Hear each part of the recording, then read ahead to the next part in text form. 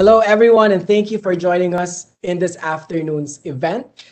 You're now tuned in to CRIF Dun& Bradstreet's VIA-nihan webinar episode 4. My name is Arden Ross, Marketing Manager for CRIF Dun& Bradstreet, and on behalf of our organization, we would like to thank you for your attendance, for taking the time out of your busy schedule to join us. The theme for our event this afternoon is the resilient vendors, strategies to meet the shifting demands of customers during and after the pandemic. We have prepared a rich pool of speakers this afternoon, one from Paynamics and one from ProjectPro Philippines, as well as one representative from our organization at CRIF, to provide insight on how their own organization was able to manage and thrive during the pandemic, as well as to provide some use cases on how they were able to help their customers grow their business as well. But before that, a little bit of housekeeping. Please know that this session is being recorded. We have also captured your professional information during your registration. The recording, as well as the information that you have provided with us, will be kept within our database. The recording of this video will be published in our YouTube page. If you are unwilling to participate in the recording of this webinar, you can exit the call now. Some of you may not be familiar with using WebEx. If you are unfamiliar with the platform, let us guide you through it. What you're seeing now on the left or on the right panel of your screen is the chat box as well as the Q&A box. We encourage everyone, all 150 attendees that are in this call right now, to use the chat box to virtually network with the rest of our participants. You can type in your company information, your line of business, what you do, the products and services that your company is offering, as well as how to reach you and how to best serve you in our chat box. Make sure that it is viewable by everyone. You can also type in your questions if you have any with the presentations that we have prepared for you this afternoon. You are currently automatically muted. That is to make sure that we have a very efficient and productive event. However, if you would like to raise your questions and ask them directly with any of our panelists, you can use the reaction button, the raise hand function found on the bottom corner of your screen, and we will acknowledge your presence during the Q&A session. And again, I cannot reiterate it further, our data privacy act. Your professional information, as I mentioned, was captured during the registration, and it was also captured when you logged in this event. Your information will be kept by CRIF, and it will be shared with our panelists as well. The information will be used so that you can receive a monthly newsletter, as well as to have your information included in our database. You can contact CRIF Dun & Bradstreet Data Privacy Officer or contact us directly at contact.ph@crif.com if you would like to be removed from any of our mailing lists. And to formally start this event, we would like to welcome our EVP GM on stage, Mr. Chris Matunan. Sir Chris is joining us from our office in Makati. Sir Chris, hello and good afternoon. Hi, thank you, Art. Yeah, virtual stage. So it's been a while since we last conducted a face-to-face or an actual event, but I guess it's the same for everyone. And virtual stage right now is what we are doing. Again, like Arden was mentioning a while ago, this is our fourth of the VIA-nihan series. And of course, I would like to thank everyone that's joining now. Those that have joined us before, again, welcome back. And for those that have recently joined us, this is the first time that you joined us. I hope that you enjoy the event and that you are able to pick some nuggets of information that could help you in your organization in terms of how to deal with the current situation that we have. I would also like to thank the speakers and the panelists, as well as our institutional partners, industry partners that have participated in this event. Thank you to, I guess, Debbie, Gwen, and Mylene. Thank you for gracing us in this event. And we are very happy that you have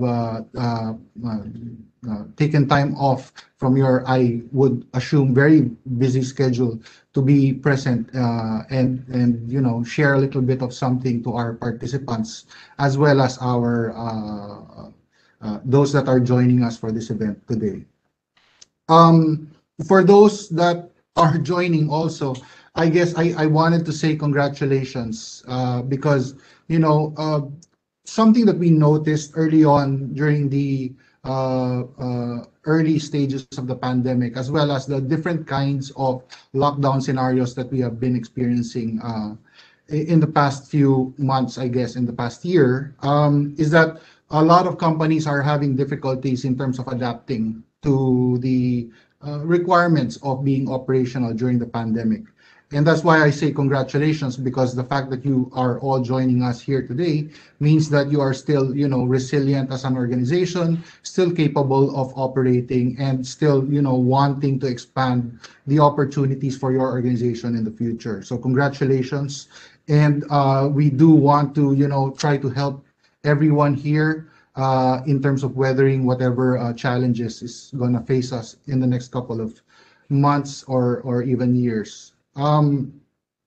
If you notice, the theme for our fourth series is already forward-looking. For those that have attended the previous seminars that we did for VIA-nihan, we normally talked about what to do in terms of adapting to the current situation. But the theme of resilient vendor strategies for meeting the shifting demands of customers both during and after the pandemic is already talking about our belief that, we are over the worst of it. And a lot of things that we have done so far are those things that will help us carry through until after the pandemic. There are changes in the way that we do business, and the changes that we have implemented in terms of adapting to the current scenarios is already institutionalized. And that's the reason why we believe that, any kind of challenge that comes forward from now until the end of the pandemic is already something that we can address as an organization. We have seen that organizations are adapting to the fluid situations, the different lockdown scenarios that's happening. And for most of us, I guess, I was thinking about this in preparing for this event, and I was thinking about it in the terms of how do Filipinos really adapt to certain kinds of crisis. And the closest analogy that I could get would be us adapting to a typhoon. We have been very resilient as a people in terms of adapting to typhoon signals, and we already know what to do, and we already know what the government or the national government will provide us certain guidelines. And it's almost the same as what we are doing right now in terms of the pandemic. We are adapting to the changing situation, the fluidity of the moment. And whenever the number of cases do rise, we do know that the national government will react in terms of protecting its constituents. And therefore, we already have the capability to adapt in terms of an organization. How do we operate now that we are in ECQ, MECQ, GCQ, MGCQ? So we already know as an organization how we are supposed to operate. Even from a personal habit standpoint, which I find really quite interesting, we are known as a people that loves our malls, our shopping malls. But now that we are in the pandemic and the malls are, for the most part, not accessible to a lot of people, we have started to adapt even from a personal habit of shopping, and we do shopping online. And therefore, you see a lot of people having a conference call and then suddenly having to stop the conference call or having to step out because there's a delivery from Shopee or Lazada. So those are the things that, it's quite interesting that how we are adapting, and it's quite I guess refreshing that we are capable to, even from a personal behavior standpoint, capable to adapt to the situation at hand. But of course, even though I do share with you a certain sense of positivity, I do expect, I do want to suggest that we must remain vigilant. There's a lot of things that's unknown about the virus at this stage, and a lot of our experts are trying to understand how to cope with the situation in terms of trying to prevent the virus from doing further damage, not only from a local standpoint but also from a global standpoint. You see the things that are happening in India, and most recently, I believe that there's something, a spike in cases also in Malaysia as well as Indonesia. And then you see Taiwan also having a certain spike in cases. So there's a certain shall we say fluidity in terms of the situation, and we know that we have to adapt. We know that if there are changes in the situation in terms of the pandemic, we have to adapt not only as an organization but also as a people. So and therefore, what I wanted to share in terms of remaining vigilant, of course, please be the ones to be ambassadors, so to speak, in terms of promoting the proper way to, provide safety and security, not only for you, but also for your family and for your organization. Be the ambassadors for that one. But also understand that as the situation changes, all organizations try to adapt, try to change the way that they behave, and try to change the way that they, address the current situation. And when the organizations start to adapt, that means that even the way that we are dealing with the organizations, be they our customers or our suppliers, it will also need to change. So you must remain vigilant. You must be very observant of how the other businesses are operating, so that you could at least address the needs of your customers as well as the needs of your supply chain, which is very important also in the long run. Now, for us, what is visible in the near to medium term, or shall we say the horizon? Well, first of all, let's talk a little bit about the vaccine. The vaccine, I've been speaking with a couple of my colleagues in the UK and the US, and they are quite positive because the rollout in the developed countries are progressing quite fast, and it seems to be addressing the need to suppress the expansion of the virus in their countries. And you would see that UK cases and US cases are starting to drop down. Now, since it's been proven, at least in developed countries like the US and the UK, it shall be the way forward in terms of what they would promote, these nations would promote in terms of trying to protect their constituents. So where am I getting at? Eventually, it will be adapted as a prerequisite for travel. So if for those of you that have traveled outside of the Philippines and have been to places like, for example, countries in South Africa, one of the requirements there, I believe, is having shots in terms of malaria. It's similar. It's going to be a similar case, we believe, in the future. Like if you have the intention to travel, it's a requirement for your business, then most likely it will be the way forward in terms of having a vaccine for your people. The second topic in terms of the near to medium term is technology dependency, which is pretty obvious. We are talking right now virtually, and therefore this kind of dependency will be something that we are going to have to live with, as well as going to start to understand and start to embrace in the near to medium term, and perhaps even the future. Now, we will, as a people, continue to accelerate use of technology, and we will need to expand our professional network using technology as well. So now there is a difficulty or very limited capability for us to do face-to-face conversations, something that we have been pretty much used to during the time pre-pandemic. But now we will need to adapt. We will need to expand our professional network. We will need to reach out to customers as well as suppliers virtually, and that is something that we need to embrace. We need to accept as a change, as a very a primary change in the way that we work and the way that we deal and engage with people.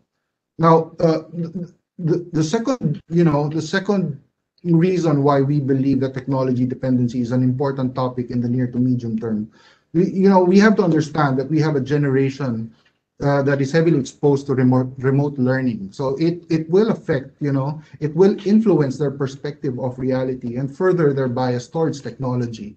So when these, this new generation of employees or of workers or colleagues will start to enter the workforce, then it will have an impact in the way that they do business, in the way that they work, and of course in the way that they demand that we are should be ready in terms of engaging with multiple parties outside of the organization. And the third one, in terms of technology dependencies, really boundaries are, in terms of global trade, in terms of supply chain, it will continue to fade away. Boundaries will continue to fade away. We will find our world to be more and more, shall we say, globally connected. So I mean, right now, a lot of us are working from home. I'm one of the lucky ones that, was assigned to be present in the office voluntarily, if I may say so. But a lot of us are working from home, and working from home means that you are able to work remotely outside of an office environment. And that is something that will start to break down barriers in terms of boundaries in terms of countries, because the moment that you can work from home, that means that anywhere that you can reach out to is a possibility for you to be able to engage. We do see also that that's from a service and as well as from a colleague engagement standpoint. But we also see that even boundaries in terms of purchasing power or purchasing capability is starting to break boundaries as well. Like pre-pandemic, I would never have imagined ordering something from, small gadgets from China directly through Shopee or through the online shopping capabilities. So these are things that's going to be here in the near to medium term, and I would say that it would be here even for the long term. That a lot of us will start to shall we say, start to adapt to these kinds of scenarios, and this will be part of how we work forward. Okay, perhaps as one of the more important parts of what we are going to talk about, and not to preempt what the topics for the speakers will be presenting to all of you, we need to understand how we will prepare for the next cycle. And when I talk about the next cycle, there is a bit of a challenge for the Philippines right now. First quarter GDP is down by 4.2%. We have a 4.5% inflation rate. But these are things that's bound to happen because of the pandemic, as well as the lockdowns that has to be implemented in order to protect the country. But these are cycles. So we believe that the moment that the pandemic is under control and we start to open up the economy, both locally as well as globally, then there will be an increase, an acceleration of trade, and that's going to be the next cycle that we need to prepare for. So each organization will have their own way of adapting, but our suggestion would be a bias towards I guess prudent spending, but it's focused more along the lines of making sure that your organization is operational despite different scenarios or different types of lockdowns. That would be what we would suggest for most organizations that are present here today. I guess the COVID situation is still fluid, but even if the COVID situation is unpredictable, we are the lockdown scenarios are pretty much predictable for us. We know what are the requirements during each type of lockdown. We know what we are capable of doing as an organization, as a people, in terms of lockdown. Then it's just a matter of preparing some kind of playbook, similar to thinking about the typhoon again analogy. If it's signal number 3, then there's a certain playbook that you have as an organization for that. Signal number 2 and signal number 1, and so on and so forth. So it's similar to that, understanding what are the limitations that we have as an organization and as individuals, and starting to build up your playbook from there. Now, perhaps the other thing that we want to suggest in terms of preparing for the next cycle is also converting technology dependence in terms of being technology savvy. And what do I mean by that? The three topics come to mind when it comes to being technology savvy. First of all, you need to know the basics. The current scenario for us right now is, we are all working remotely, and the basics would include the capability of, like this one, being able to do online meetings or Zoom meetings or WebEx meetings, as well as being able to think about online payment or online finance engagements. No, so trying to understand how do I, get paid remotely, and how do I pay remotely as well.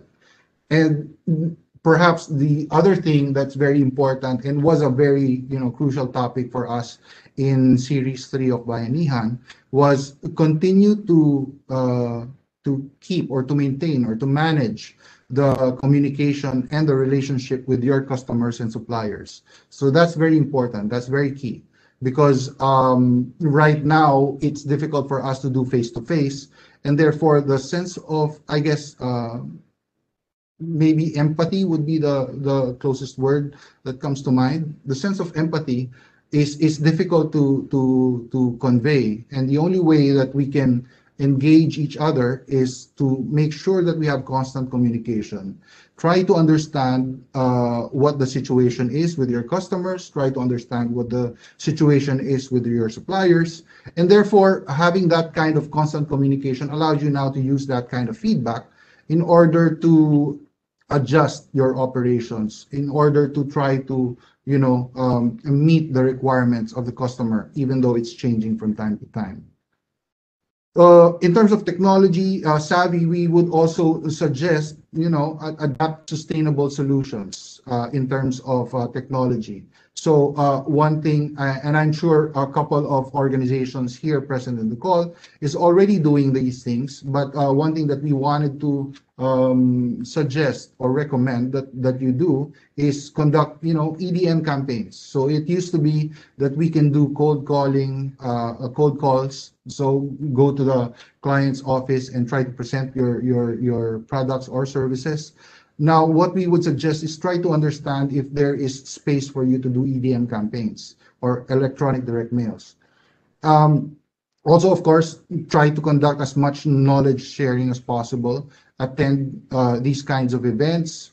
If it's possible for you to become a speaker, of course, try to become a speaker, so that, first of all, you can share a little bit of your experience to all the participants in an event, but also to try to promote your organization as well. And this is one of the shall we say, one of the more important ways of expanding the network during these kinds of scenarios. The last thing for adapting sustainable solutions would probably be thinking about compliance kits, or making sure that you are capable of digitizing those important documents. And this is something that I wanted to share with those that are currently VIA participants or VIA members, as well as those that have the intention to join VIA as a member. Lockdown scenarios will change from time to time. We know that that's going to happen. And the only way to mitigate against, having difficulty in terms of complying, and even for those that are doing bids, we need to be able to digitize our documents already. We need to have, that compliance kit or an archiving capability. And it doesn't need to be very sophisticated. It just needs to be available. It just needs to be something that you can easily pull out, easily submit to any kind of customer that is requiring these kinds of documents from you. And the third, I guess, pillar in terms of being technology savvy would be explore advanced capabilities. This is something that we in CRIF are trying to send across as a message to everyone that we are getting in touch with. So when I talk about explore advanced capabilities, we are thinking about the areas wherein it's going to help your organization grow. Think about converting, trying to do a digital sales strategy. in terms of if you can already do EDM campaigns and if you can already do events, perhaps think about it as, okay, every time that I want to promote a certain product or service, I would want to use the information that is on hand and start to think about it from a digital space standpoint. It's no longer about being able to, set up a meeting and go face to face to the customer, but it can be about, creating that opportunity list, sending it out via EDM, engaging with the customers through a remote conference, and then moving forward from there, understanding if there are requirements from your side, making sure that you are able to deliver those requirements remotely. So those are a couple of things that are key in terms of exploring advanced capabilities. Of course, we are also heavily investing as an organization, as CRIF, in terms of advanced capabilities of analytics as well as AI and machine learning. And these are things that we are doing not just for us, but actually we are doing it for our customers as well. Now, if you have the intention to explore advanced analytics as well as machine learning or create some kind of modeling for your organization in terms of how you want to grow, then this is something that we have built as a capability in-house. If you are interested in that as well, please reach out to any of our business development officers, even for reach out to marketing, so that we can start to engage with you and try to understand how we can help you there in that scenario. Okay, so I mean, I guess clear skies are after the storm in terms of what I think is very apt for our situation right now. Uh, so pandemic's fickle. I was talking about changes in the lockdowns needs to have a certain playbook, but we already see some positive changes as well. We are seeing that more or less it's a little bit more predictable as compared to the first stages of the pandemic. So now we can understand, okay, what's happening.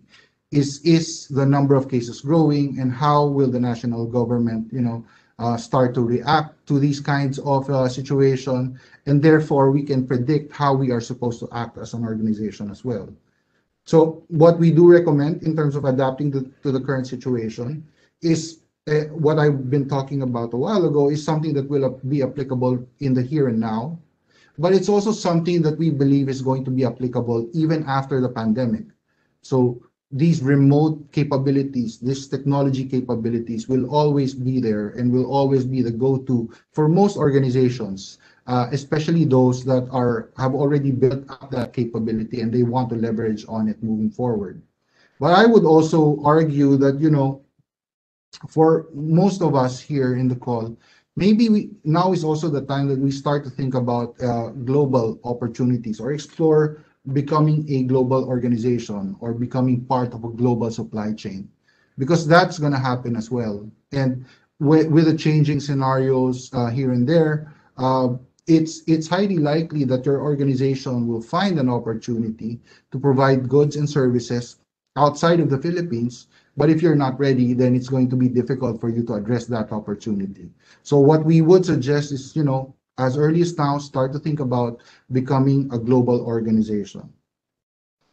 Okay, so I'm ending my talk on a very positive note. We are a country that is, used to typhoons. In a year, we actually use up, I mean, not for 2020, but in a year, we actually use up the alphabet. So we are quite used to typhoons. If you think about the pandemic, similar to that one, wherein it rises and falls every now and then perhaps it's easier for us to become resilient as a people. So I do have the belief that we are resilient as a people. I have no doubt that the Philippines will bounce back. And I do look forward to the day when, I am able to meet all of you face to face and finally shake all of your hands. Thank you for joining us again in this session, and enjoy the rest of the day. Thank you very much. Sir Chris will be joining us later during our panel, but Sir Chris. Thank you very much for the inspiring and very relatable and actionable insights that you have shared with us. Welcome. Because to our EVP point, and that's the reason why we're hosting this VIA-nihan session, right? We want to be able to weather the storm together as a community, whether or not you are a subscriber CRIF Dun and Bradstreet or vendor integrity access platform. We want to be able to give a stage or a platform to every organization to, number one, as Sir Chris mentioned, reinforce existing for your suppliers, as well as potentially expand your network, right? And again, we encourage everyone. One way that you can do that through this event is by putting your information in our chat box. The information will be captured and will be given to our panelists, but also is viewable and accessible to all of our attendees. As a matter of fact, and just want to share some of our use case. This is our fourth session, fourth episode in VIA-nihan.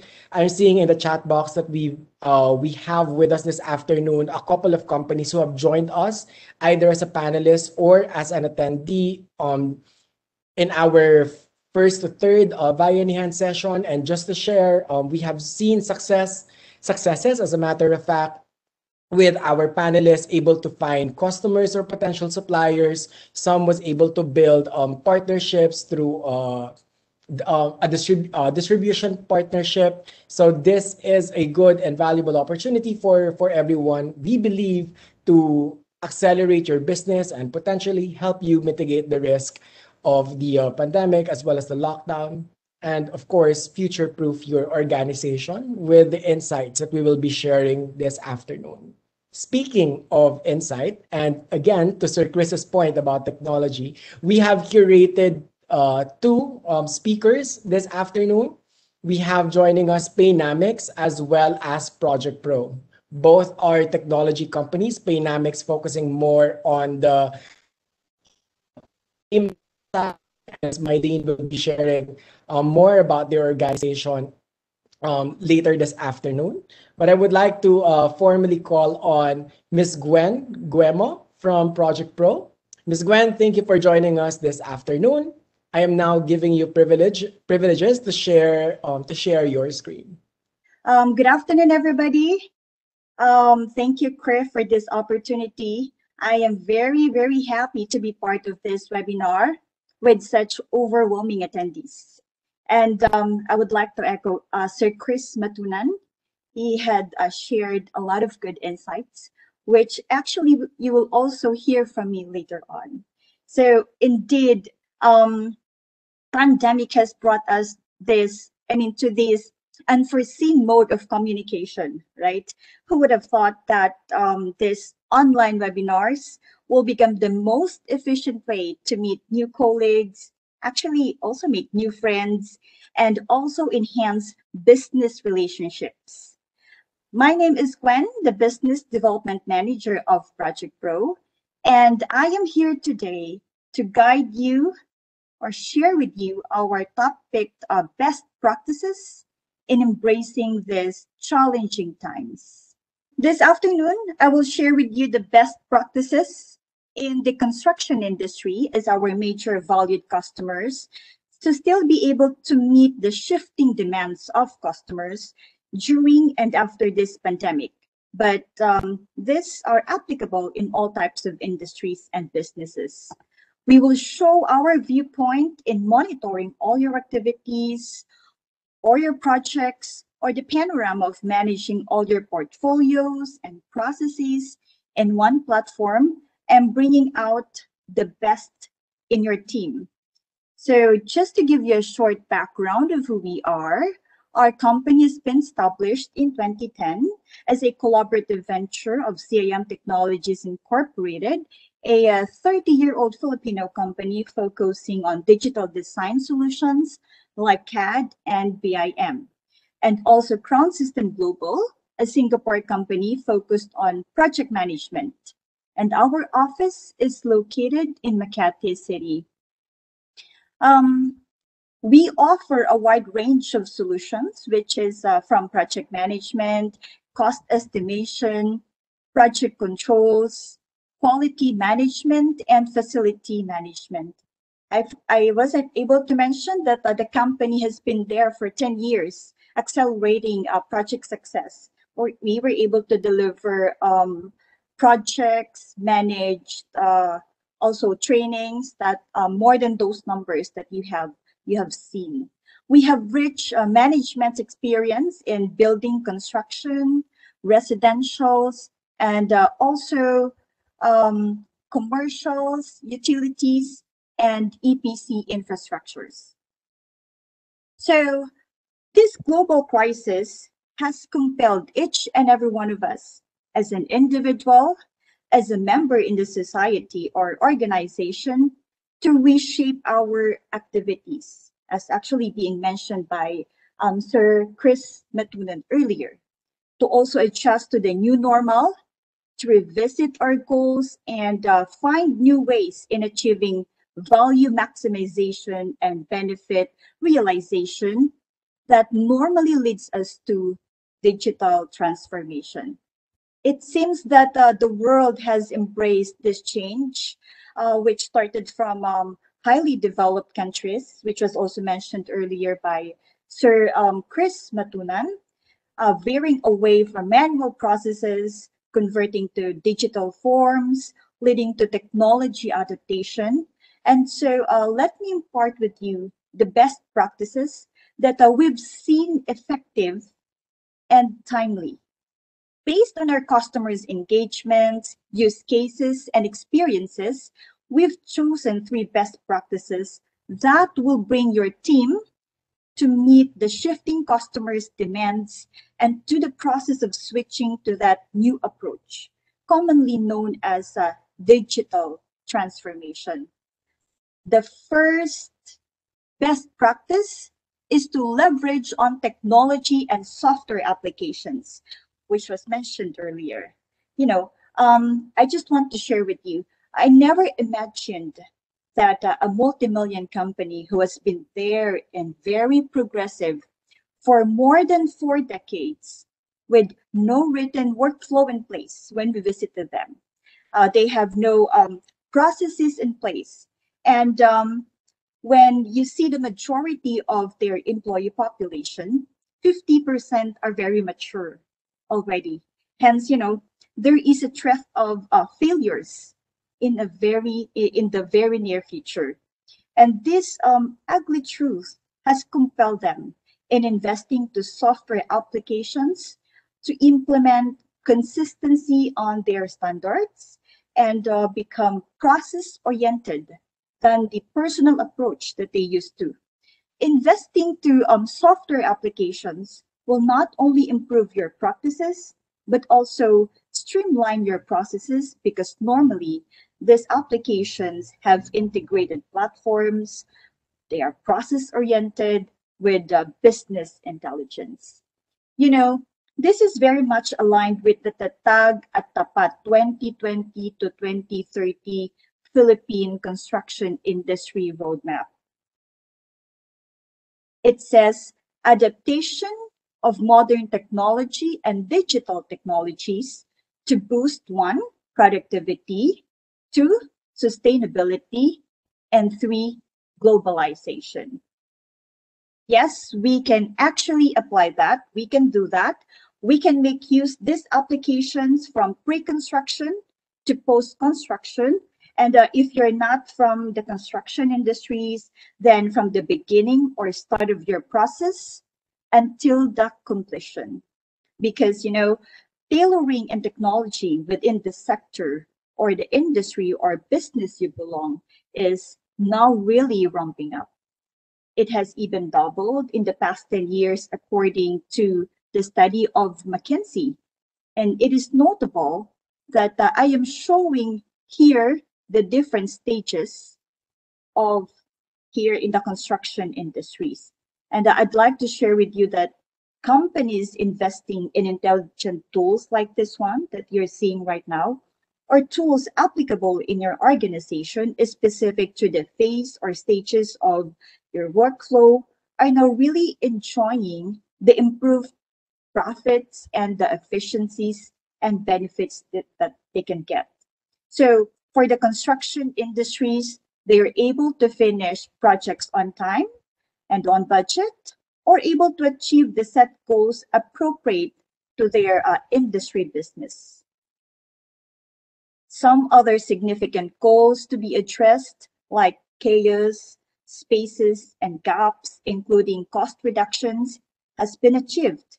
And I tell you, I'd like to really share with you confidently that they were able to achieve 96 to 100 client satisfaction. So who wouldn't want to have like that, right? We offer not only an integrated project delivery, but partnership. So let's help each other achieve our goals in the most flexible but strategic platform, just like the above. Here are the some of the projects and companies that has already seen and experienced the significant value or value add of revamping to modern technologies. So the second best practice that I would like to share with you in this trying time is improving visibility within organization using modern technologies and applications. So I think we all want this. It's like no secrets left to conceal. Yeah, if there is a visibility.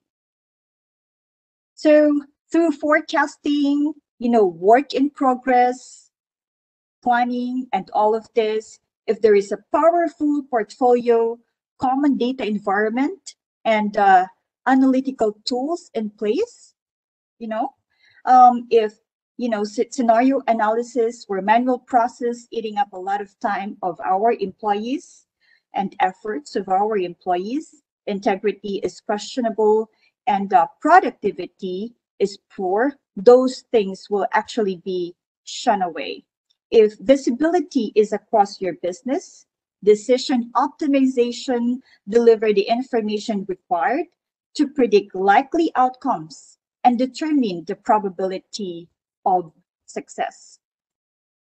So from the standalone, where everyone works separately from each other using their own personal approaches, we will connect them all together to have transparency and collaboration. Okay, we would like to put all data in one place, have one central repository that will also pave the way to ensure consistency and standards in our organization. Okay, and have visibility, also collaboration and strong communication platform, which I think what we really need right now. Okay, so the third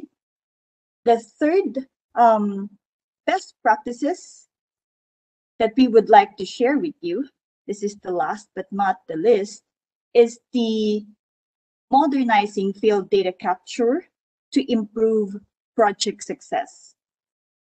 As we embrace this pandemic and living in this new normal, safety rules and regulations has been in place using the social distancing, which is at first a very difficult truth that everybody needs to adopt. Not everyone would like that. We are very, we would always want to visit our friends or colleagues, dine with them. But because of this pandemic, this is part of those safety regulations that we have to adopt on. And because of that, we introduce mobility. Being mobile now is the trend. And I think no one in the country hasn't used any cell phone, right? I think everybody has a cell phone right now. So with the enterprise setup that I have mentioned earlier, we will connect all stakeholders, internal and external, okay, from the job site or from outside of the offices, going to your headquarters or main offices, and even to those that is working from home. Okay, we would like making your activities, your projects, your management of the processes that you have so far at place becomes easier and faster. Again, here are the three best practices that we want the world to know, and I like you to remember and hopefully also adopt sooner or later to leverage on this new approach brought by this pandemic. Our door is open to help you, your team, to be able to make your first step to digitalization or your digitization. We are here to listen to your pain points right now, your challenges, and we will guide you on the technology or solution mapping to achieve where you want to bring your team, your company, or your organization when it comes to technology adaptation. So, thank you for listening. I hope you'll not forget the app, the visibility, and the no contact collaboration in meeting the shifting demands of your customers during and after this pandemic. Please scan our QR flashed on the screen right now should you want to sit down with us and discuss further. Again, thank you. Thank you very much for sharing your insights from Project Pro, Ms. Gwen. Just have a quick question because I see here on the screen that most of our participants this afternoon are actually coming from the construction sector. Oh, With what you've shared earlier, and perhaps they are also interested to explore. If you are able to, how much would be the standard license or subscription from the softwares that you're currently handling? it actually depends, Sir Arden, because we do have different types of licenses. We have this what we call standalone setup or on-premise, but enterprise setup. And then we also have this what you call on-cloud, which is on an annual subscription. So I it depends on the pain points and the priorities that they'd like to have. Right. And I guess that's good because it will be customizable depending on the requirements and the needs of the participants that we have this afternoon. Thank you very much, Ms. Gwen. For everyone, we are flashing a poll question on your screen right now. The first poll question po is relating to the presentation by Ms. Gwen.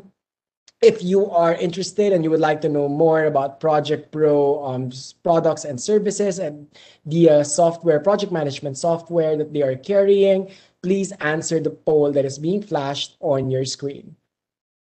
And I'm sure that most of you are also interested to do business with Project Pro. If you are within the website design service, merchandise supplier, if you are a supplier for corporate giveaway and such, or if you are a printing service, Project Pro is actually looking for those particular suppliers.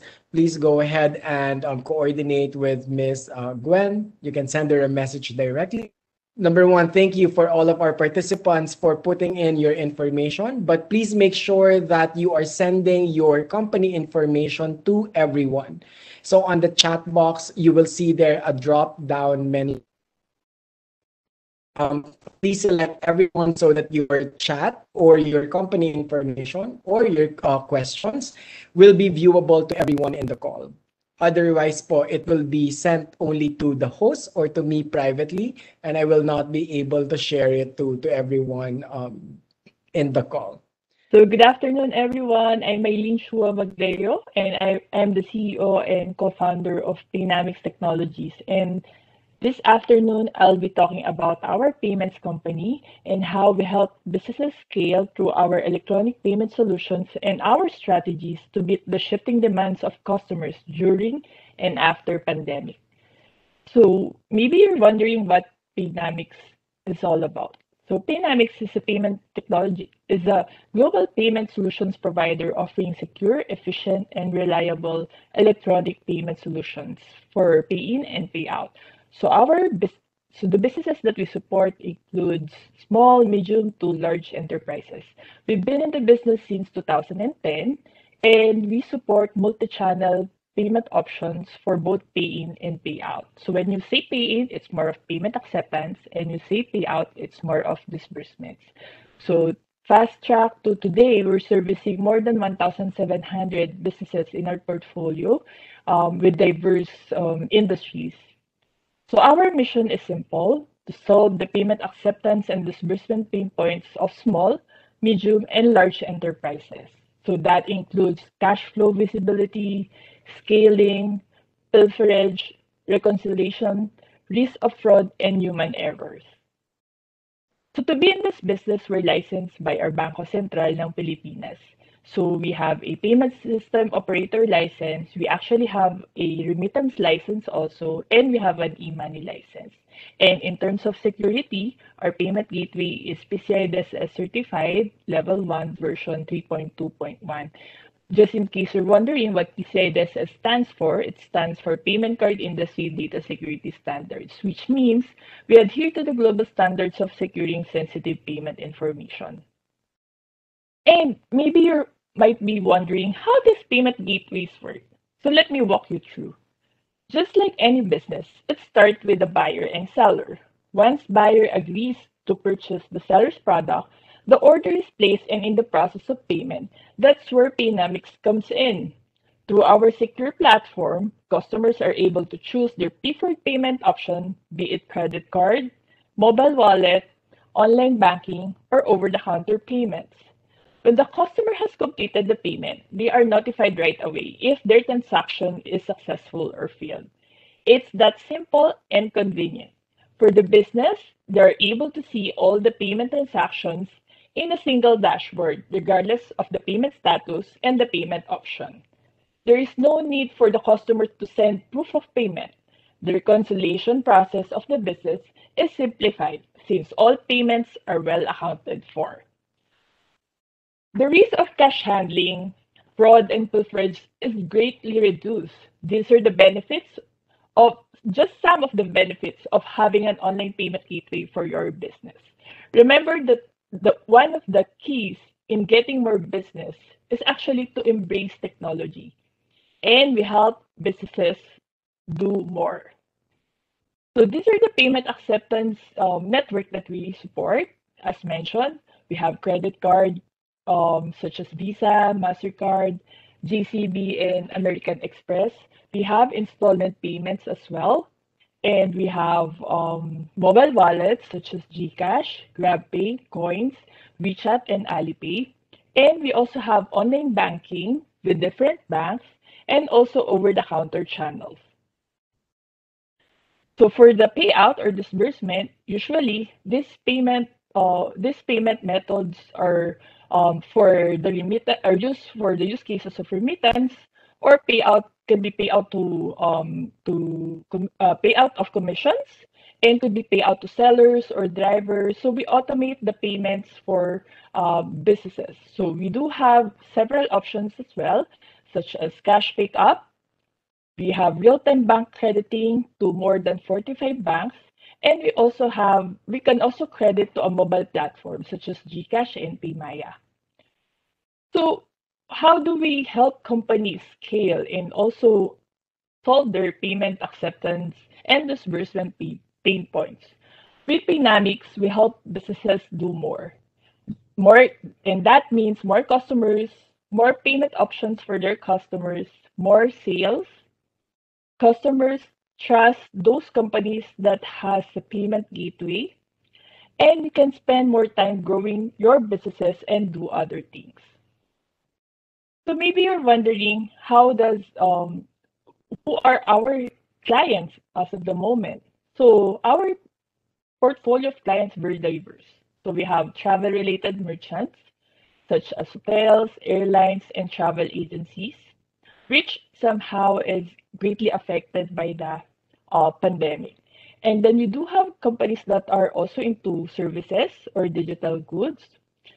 We have companies that are into online retail, wherein they have a website and they integrate the payment gateway of Paynamics to be able to accept payments from their customers, be it online or offline.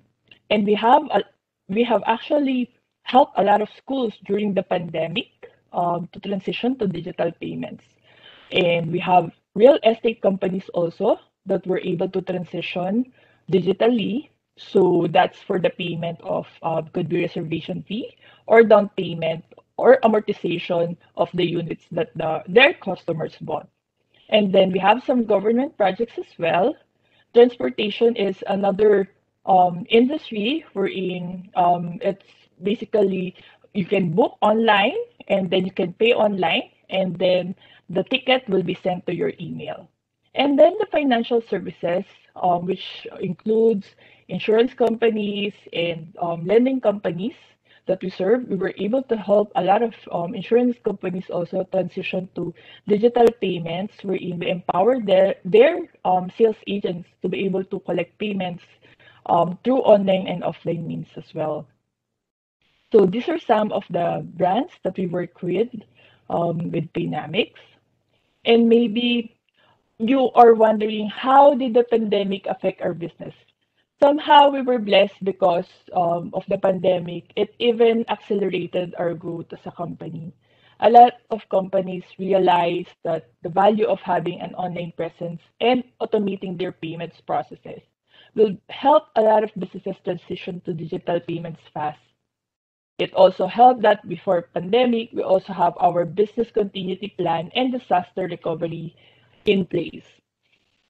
So you would see in my screen, these are the structure of our company. So we have the workforce who reports to the office, and if you are into sales, of course, we expect you to be doing some field work. And then during the pandemic, everyone, most of us actually work from home, except for those who preferred to work in the office. So they are reporting to the office. They take turns because maybe the internet connectivity is not that good working from home, or probably it's not their house is not work conducive. So we let them report to the office. But of course, we observe the proper social distancing and all the protocols that is required of us. And maybe after pandemic, work from home will be a permanent work option for all our employees. And then a lot of like meetings right now, of course, been happening through Zoom. So we prefer that at the moment because of the still it's very risky for to be out there to acquire the virus. So we prioritize the health and safety of our employees. And somehow, what changed also is our sales funnel. So during the before the pandemic, we of course we meet with the customers face to face. That's where we set an appointment and then visit their office and present our payment solutions to them. But during the pandemic, they opened up. They're able to accommodate us for Zoom meetings, and contracts has been sent digitally. And then at the same time, the acquisition funnel for the sales of our team has been very, I would say, progressive.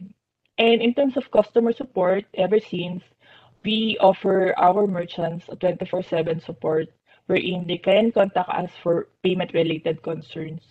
But for our operations like finance or say, for example, our technical team, they are bound by different working shifts.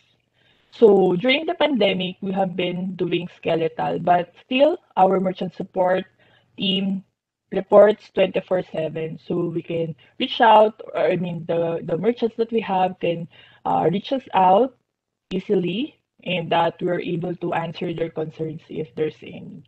So after pandemic, we still maintain the 24/7 support and probably a skeletal workforce also to make sure the safety and health of our employees.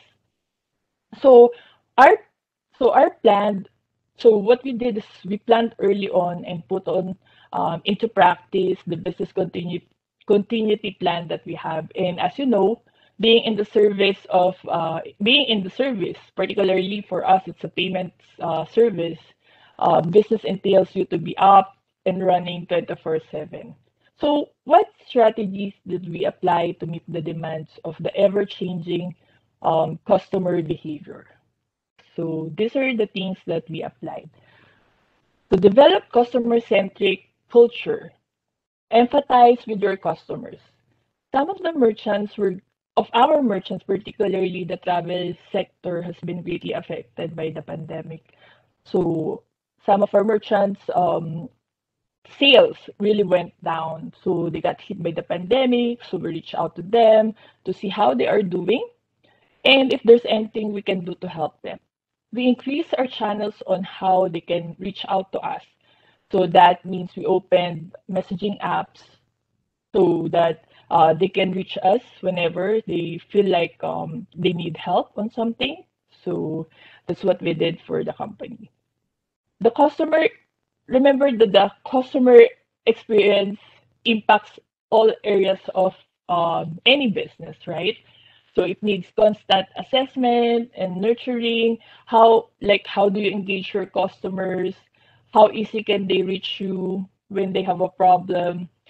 How easy can they contact you? How easy is it to transact with your business? And how do you handle customer concerns?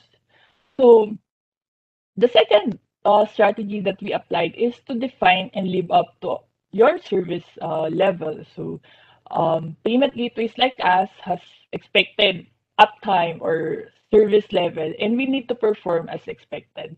We made sure that our infrastructure is robust and we have a backup in place. Third would be transparent as possible. So meaning if the customer of your if the concern of your customers cannot be addressed right away, you need to communicate with your customers clearly on the turnaround time of the resolution. We inform our merchants of any system maintenance, whether planned or unplanned, so it won't come as a surprise to them. So we communicate clearly with our merchants to avoid any miscommunication. And fourth would be collect and review feedback. As you know, feedback is very important in any business. It helps you to be a better organization. Constructive feedback will help you analyze and improve your business processes. Remember, each customer encounter gives your business an opportunity to deliver great customer experience. And then fifth would be revisit your organization. So from time to time, you need to assess your organization. How effective are your current processes in place, and if there are things that can be improved. So on our end, we meet with the department heads for company and then see if there are any concerns of each department and if there are processes that needs to be improved so we can better function as an organization. And then one of the things that we also do or in our culture is actually being proactive. So be proactive than reactive. The goal is to create happy and loyal customers. Remember that your happy and loyal customers are your ambassadors and brand evangelists. Use every opportunity to turn your customers into your biggest fans. That's the most effective type of marketing. In our 11 years of experience in the payments industry, um, actually most of our sales funnels would come from referrals from banks or from system integrators, website developers, and even our existing merchants or employees of another company. And then the last one that is very important, as it has been told several times in this webcast, is that embrace technology. The only way you can grow and scale your business is is by using technology to your advantage. There are many tools out there that you can explore and utilize to innovate and improve all the aspects of your business, be it sales or CRM system. It could be your customer support. It you could probably subscribe to a customer support ticketing system. And then for your documentations, as mentioned by Chris earlier, you can digitize it. And then there are a lot of marketing tools also that you can explore online to effectively market your company. Now that the behavior of each customer has shifted to online. So I would end my presentation using the quote by quoting Elon Musk, who he said, starting and growing a business is as much about innovation, drive, and determination of the people behind it as the product they sell.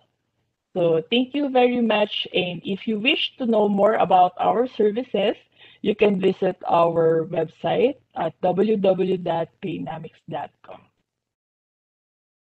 Thank you, Thank you everyone. very much, Mylene. Wonderful presentation as always. Just have a quick question in terms of, and as a small business, perhaps our attendees are wondering, how will I be able to take advantage of Paynamics solution? Is there a minimum transaction quantity or value before you onboard a particular merchant? Actually, the beauty of our solution is we don't have an annual fee, we don't have a monthly fee, and we don't have a required minimum transaction. So we only charge a one-time setup fee, and everything else will be based on successful transactions. Fantastic. So pretty much for any company, whether B2B, whether they are still scaling or growing their business, if they are on the small, medium size B2B retail or B2B service, integrate your services, right? Yes, that's right. Actually, we have a lot of different implementation packages. Our services doesn't limit actually to companies that have a website. We have helped a lot of businesses, those without website too. So yeah, you just have to reach out to us, and then our approach to sales is actually more of consultative. So we would ask you what are your current processes and what are your pain points, and then we will be able to recommend the right solution for your business. Thank you very much, Marlene. And for those of you who are wondering, as I mentioned earlier, Paynamics is currently onboarded in Vendor Integrity Access. If you would like to be a member or a merchant of Paynamics, first of all, go to Marlene and have that consultation with their team, and will be guided through the onboarding process, which uses the CRIF Dun& Bradstreet verified process. If you are interested to have Paynamics solution integrated within your organization, please answer the poll that is being flashed on your screen. Again, it's you can click yes if you would like to reach out to Paynamics, in which case I'm sure Ms. Mylene will organize a call with you and your team.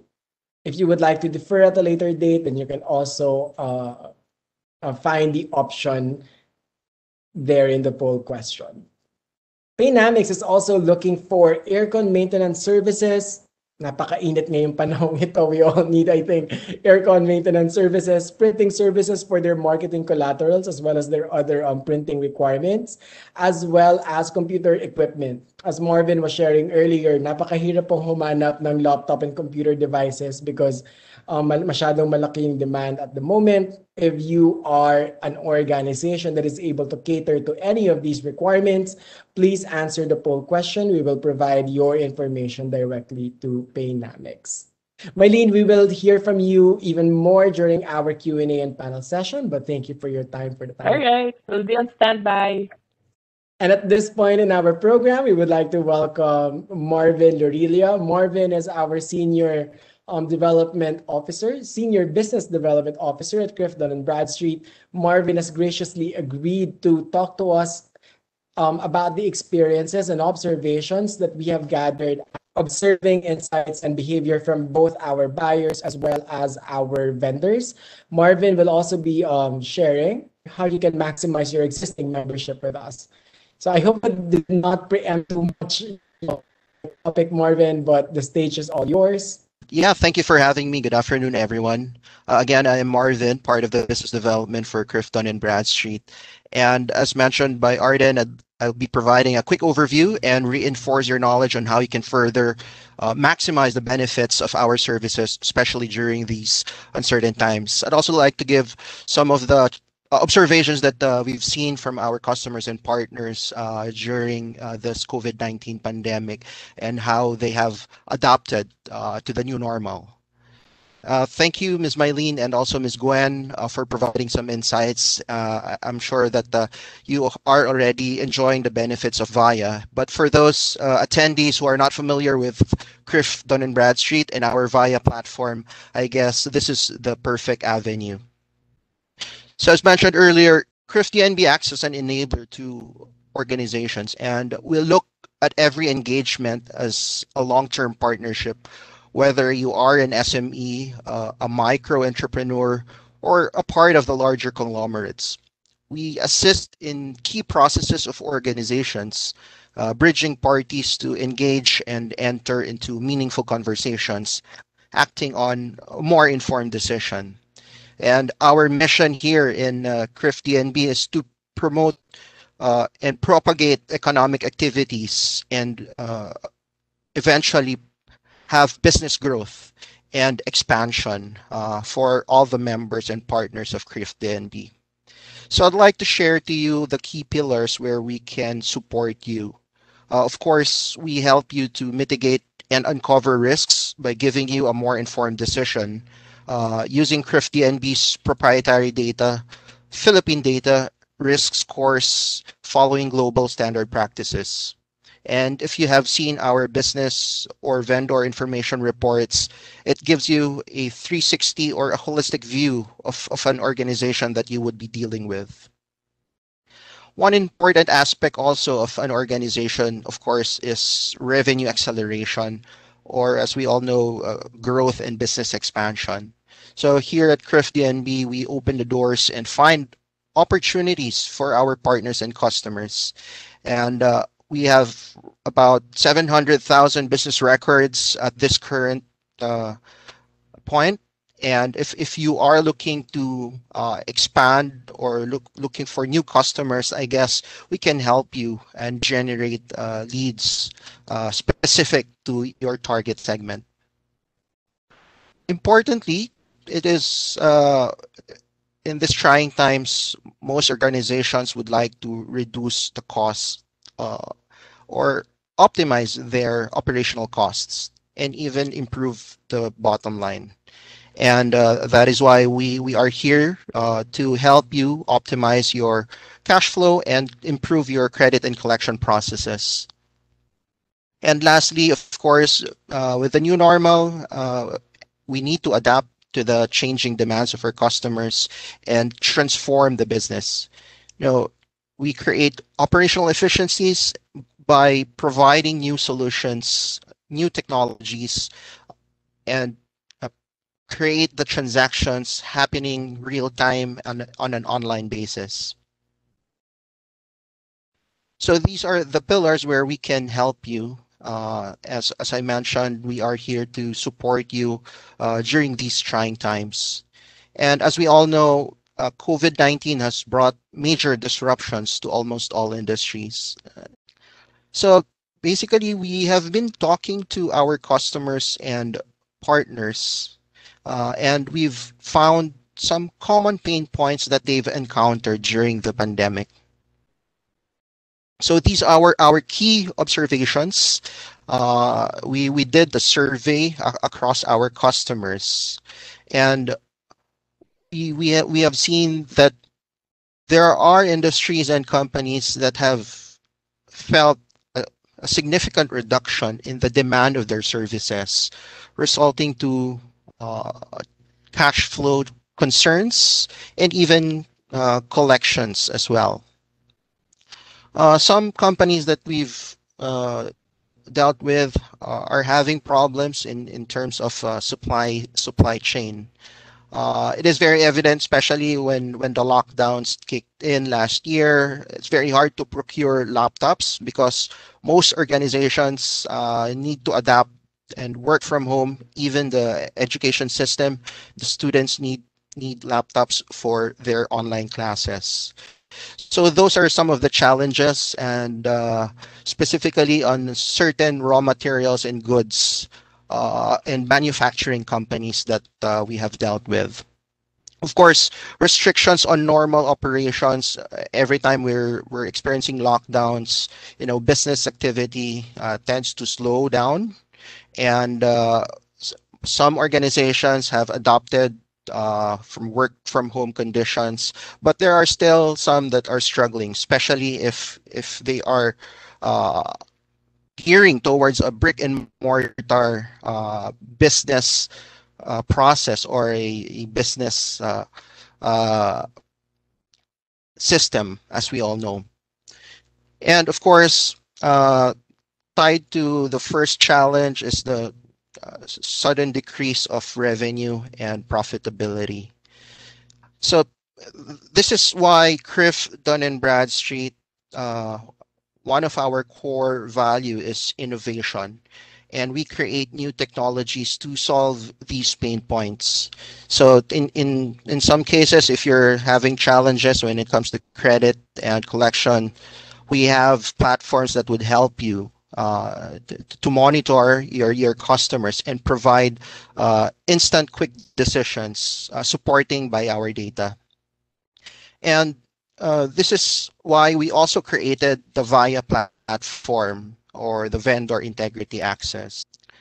So as we all know, the VIA is a secured platform for vendor pre-qualification, but now the VIA platform is more of a business community. It is an ecosystem where businesses and professionals can interact with each other, discover synergies, look for partners, and uncover business opportunities.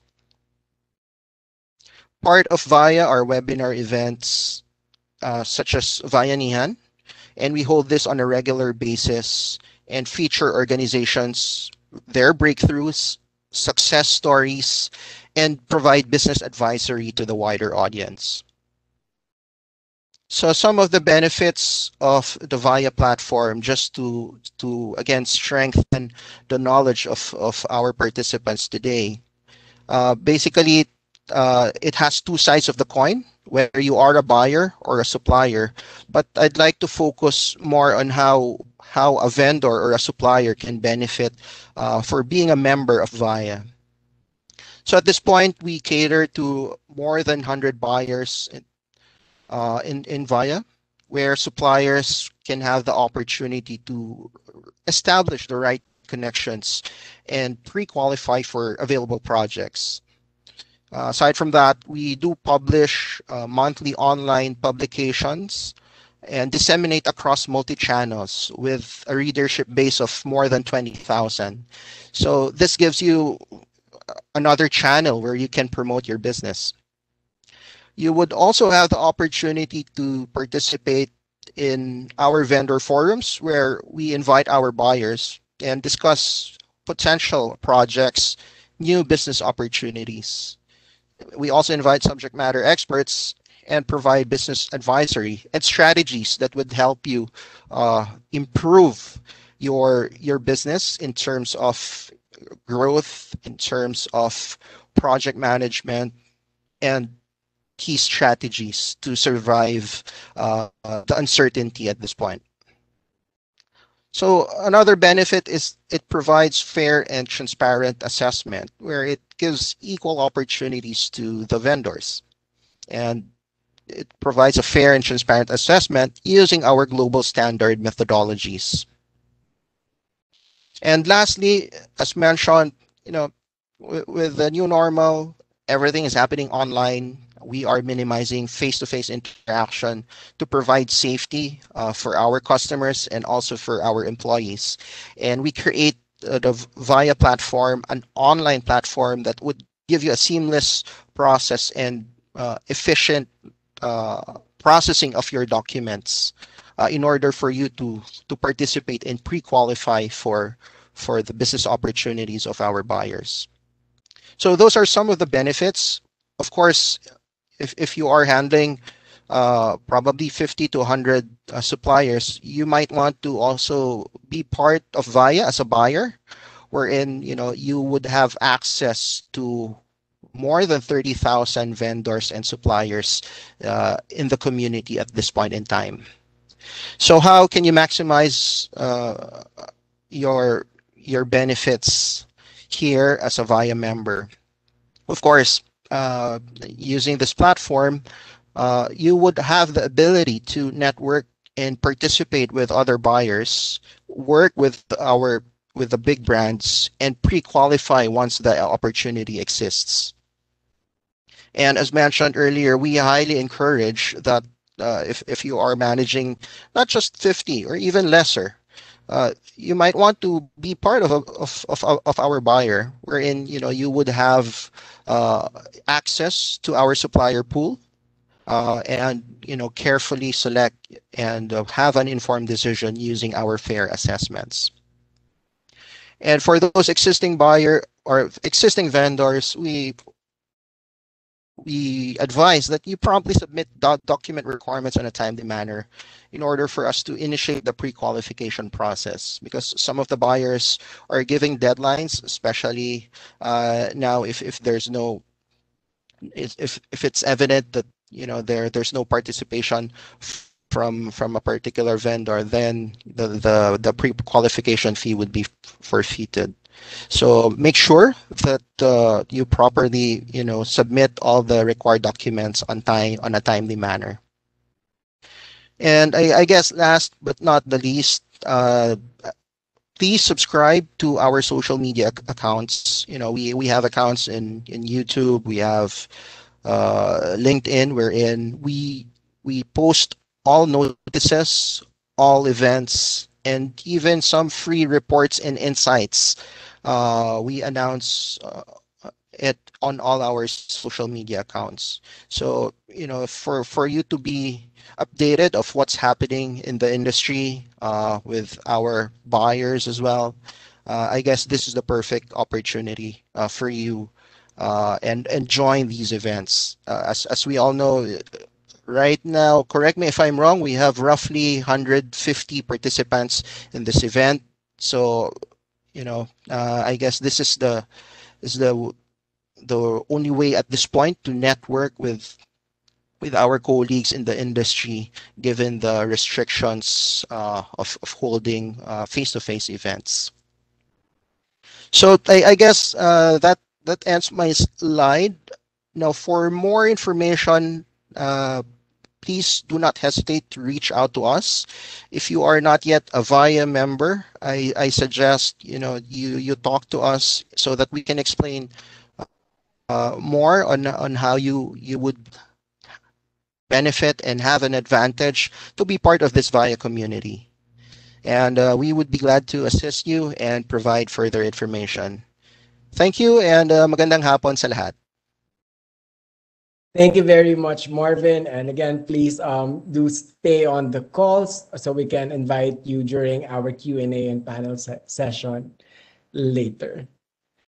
We would also like to post another poll question related to what Marvin shared earlier. If you are an existing VIA member, or even if you're not a VIA member yet, let us know how CRIF Dun & Bradstreet can help you grow your business.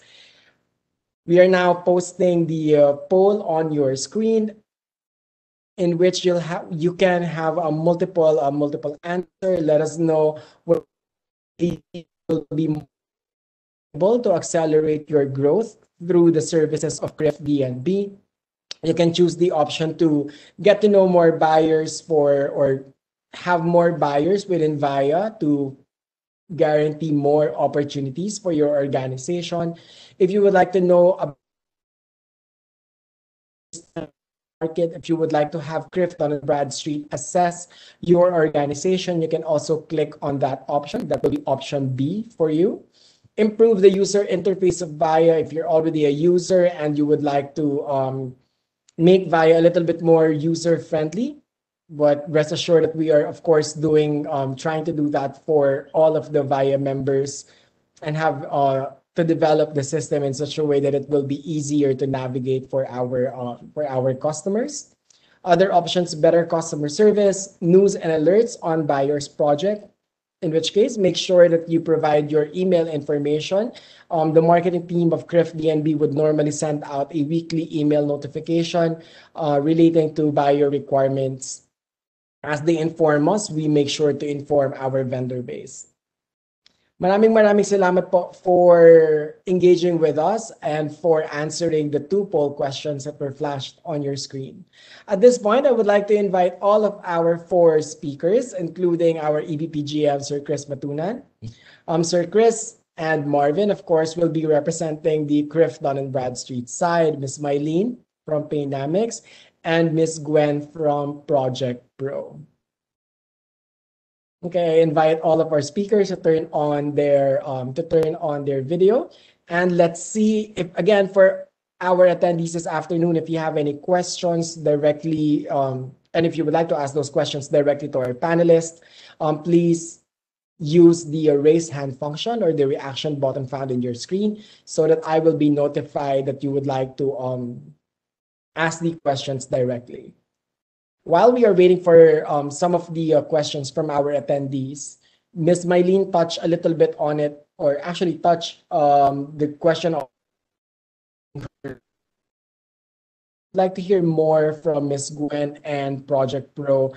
Ms. Gwen, you've shared earlier during your presentation how you're able to help your customers, right? Manage their projects through the softwares that you are providing. I would like to know a little bit though about your organization, sa ProjectPro. How was the pandemic, how did the pandemic affect your business, and how were you able to manage and mitigate yung mga effects na yon? Just like everyone else, the pandemic has truly impacted our organization. No?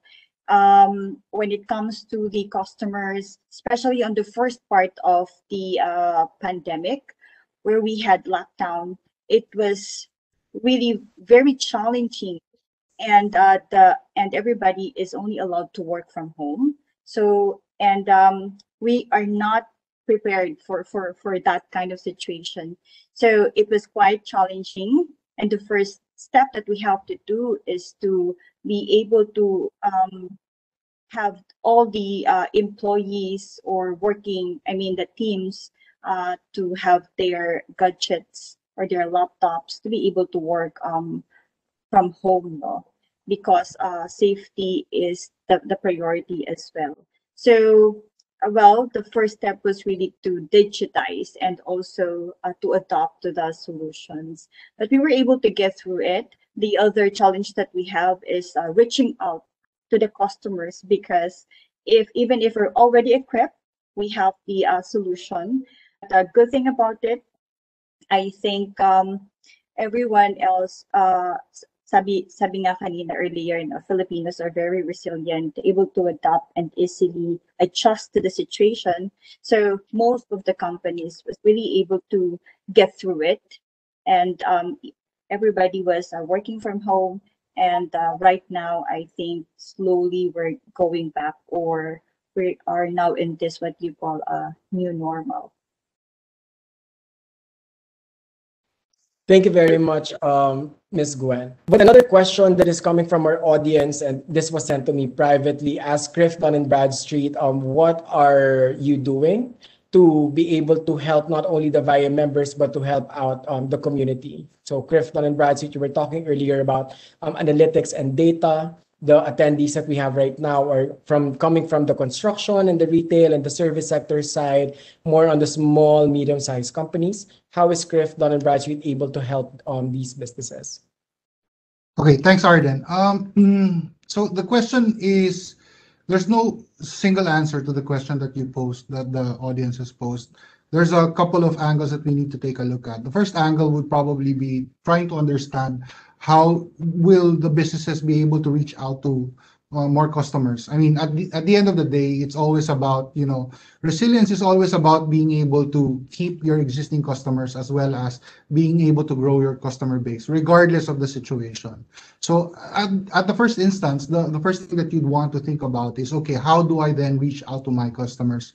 How do I then make sure that, I don't have any kind of churn or attrition of my existing ones, and be able to add additional into my portfolio.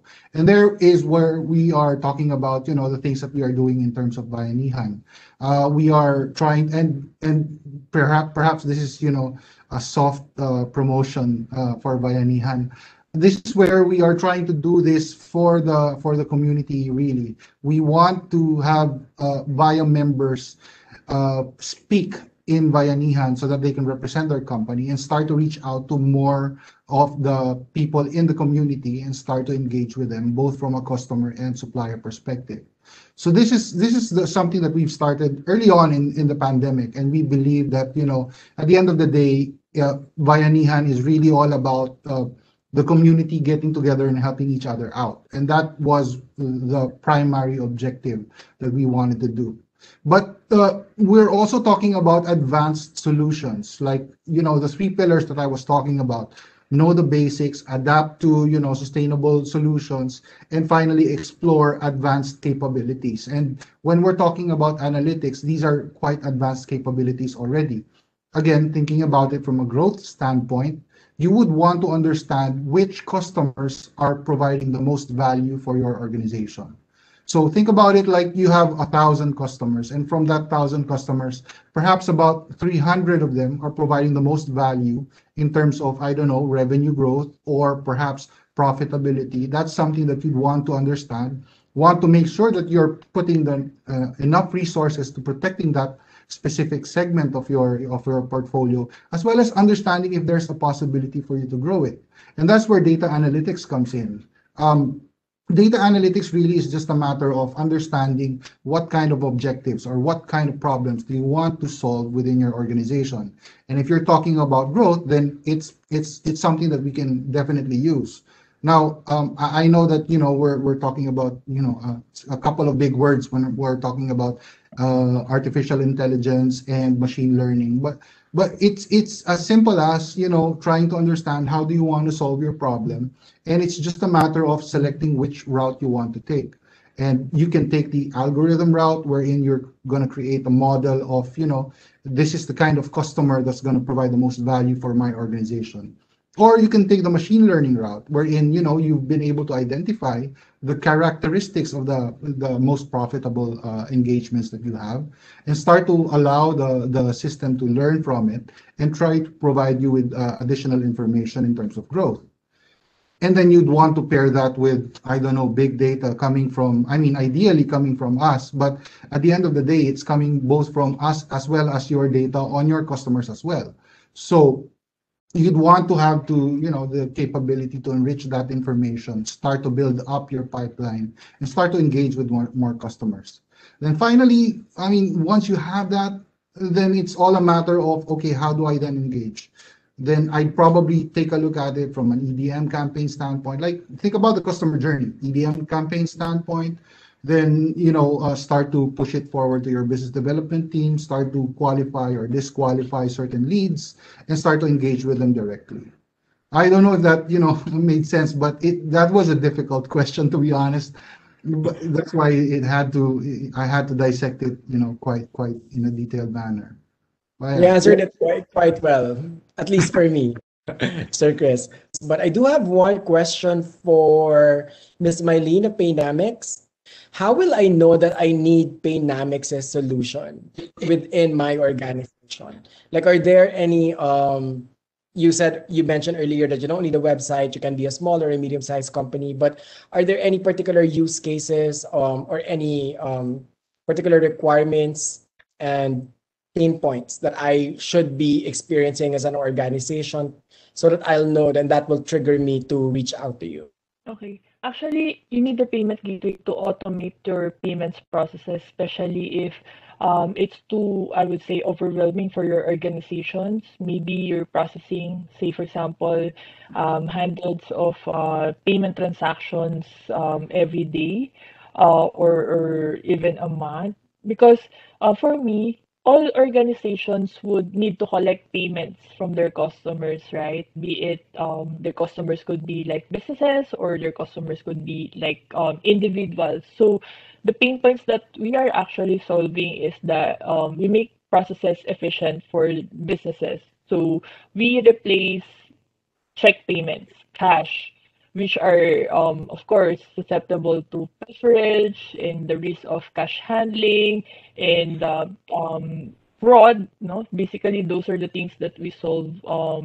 And then at the same time, it gives the business a good visibility on their cash flow because they would see in their bank account that these payments are being credited and all are accounted for. Like they don't need to spend so much time reconciling, like say for example the you know what, I'll give you a good business case. For example, professional associations, they have a lot of money in their bank account, but they don't know whom to whom did it come from, right? From whom it did come. Like say for example, they would say, "Oh, we have this millions, but I cannot account it." Like which so or say for example, property management offices, they would expect dues, condo dues, association dues, for example, but they have difficulty pinpointing like who paid and who did not pay. So that's what actually Paynamics is solving. No?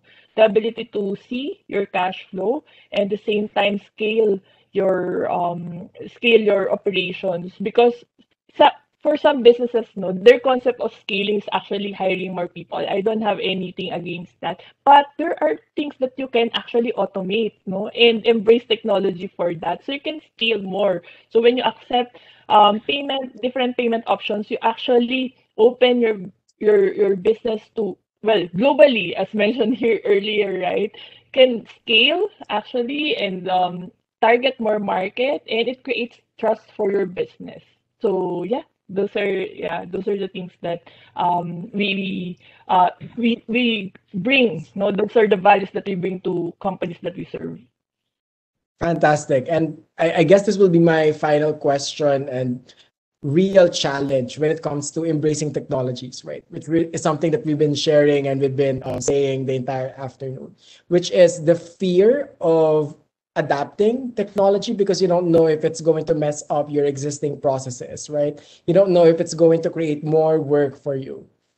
And I guess for Miss Mylene and Sir Chris, as well as Miss Gwen. So I'm a marketing officer or a sales officer and operations director.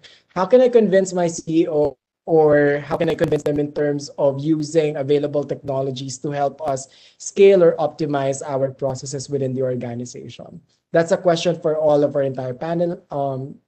Feel free to answer if you already have.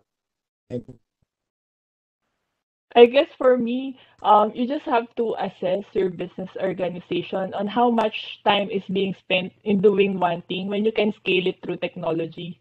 That's one. How much time is lost? How much time is spent? At the same time, how much time can be used for other things? So, yes, I guess that's the first step actually is to assess the organization and assess the current processes of the business. And I would also like to add to what Ms. Mylene has mentioned. First, as I have also mentioned earlier, is that adopting to technologies will be able to streamline your processes. It will stop the personal approach. It will be able to standardize the organization standards that you would like to implement across the board. And apart from that,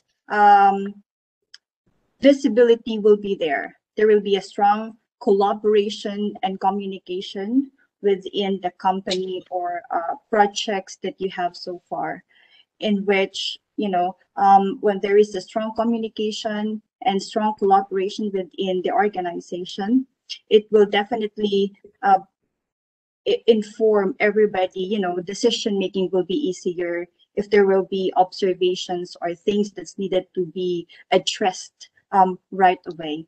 And lastly is that right now, with this pandemic, there are so many challenges around us. Uh, Transportation is a challenge. So the no contact collaboration is really something that will also help the organization to be able to still proceed to those things that's needed to be done on a daily basis so that the business will still progress.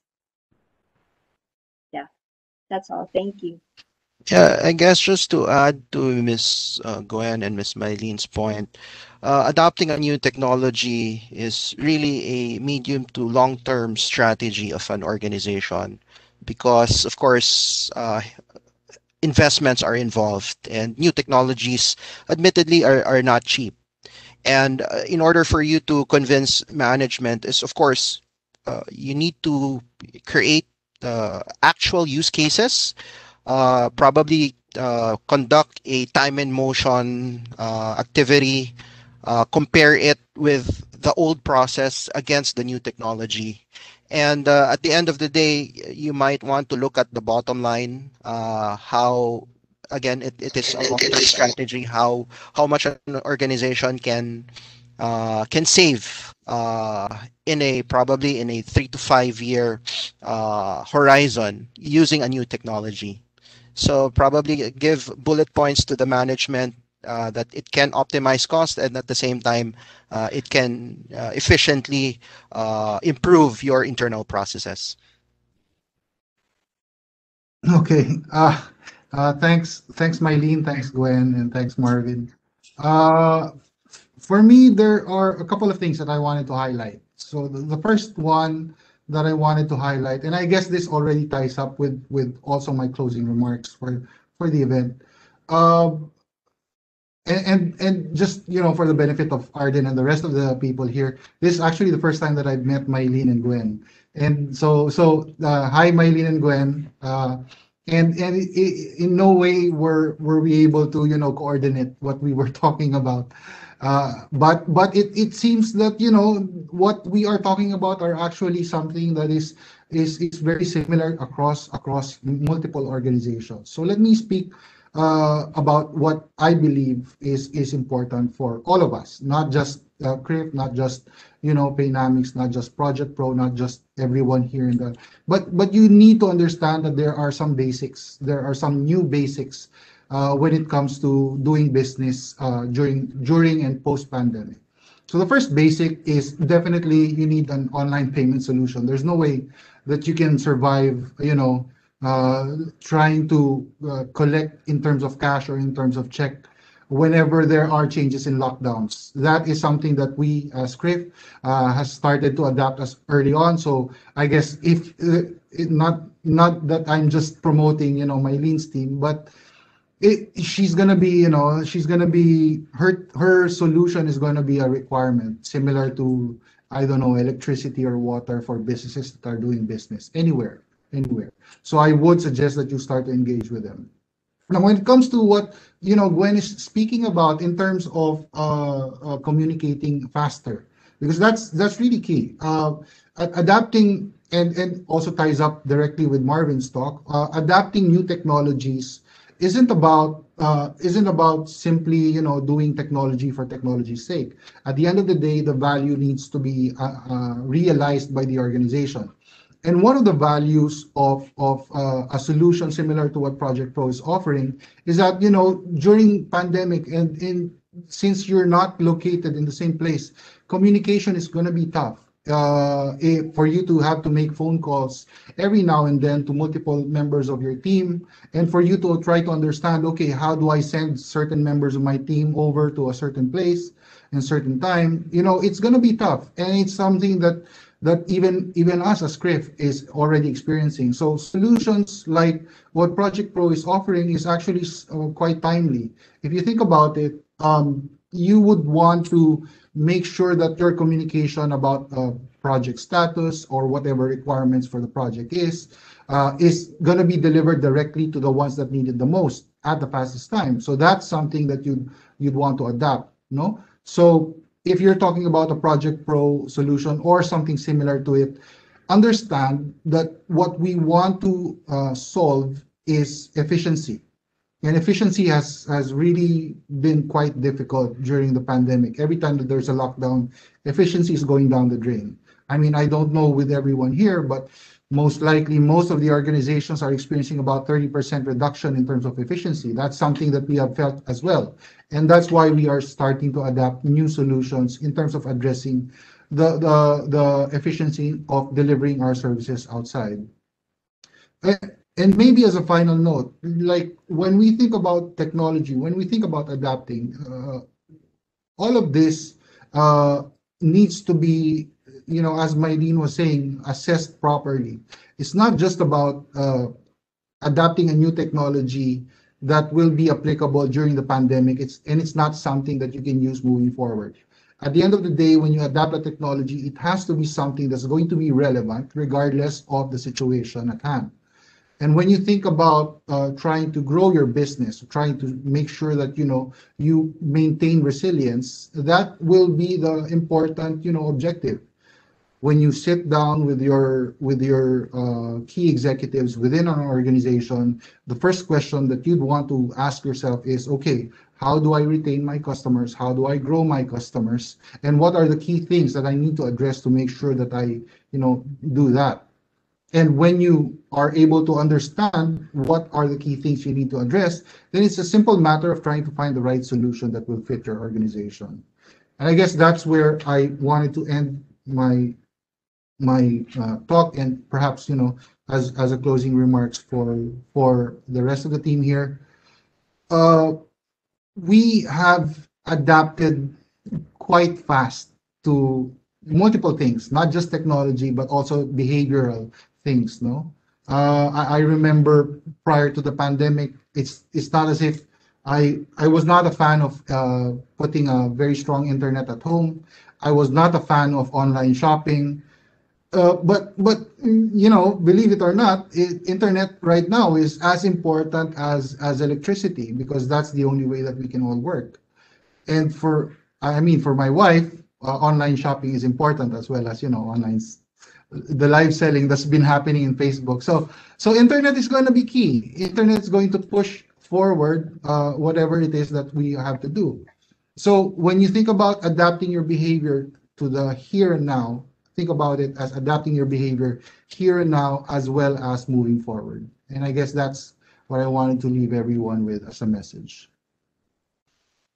Thank you very much, Sir Chris. And we would like to thank our panelists, Marvin from CRIF Dun & Bradstreet, and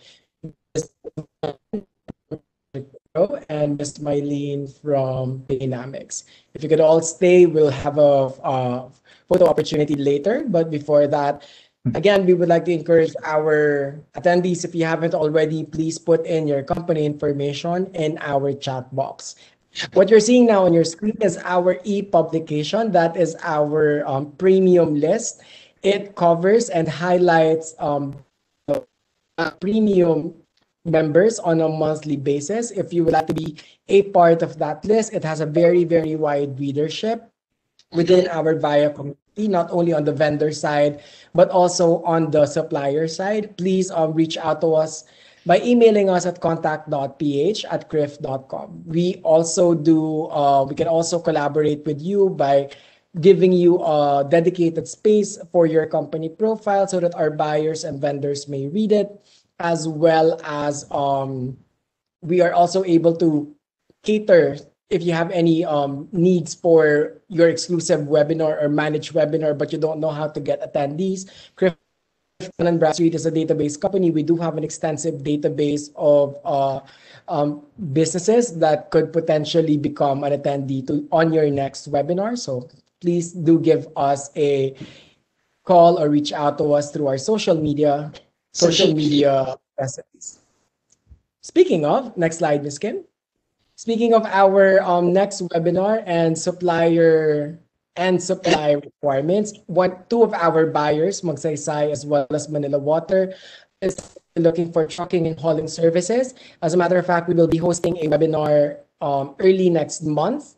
if you are currently if you are a company that is able to supply or participate in this webinar, please let us know so we can send you the invitation. As for currently looking for civil structural works, pipe laying, well drilling, as well as dislodging services. So if you would like to get to know more about their requirements, that is a clickable link that is being flashed on your screen. And again, CRIF Dun & Bradstreet is committed to help your businesses grow. Please let us know how best to serve you and your business. If you're having any issues, or as Marvin shared, if you would like to maximize your membership within Vendor Integrity Access, reach out to us so we can best help you. We're also accessible through our social media pages. The recording of this session, in fact, will be published in our YouTube page. You can also reach out to us on Facebook and on LinkedIn, as well as on Twitter, because normally we publish our events there as well. So again, to all of the 128 participants that are still currently in the call, maraming salamat po. This has been CRIF Dun & Bradstreet's VIA-nihan episode 4. We hope to see you in our future events. Thank you for your business, and you have a great afternoon. Bye, Thank you very everyone. much, everyone, and goodbye.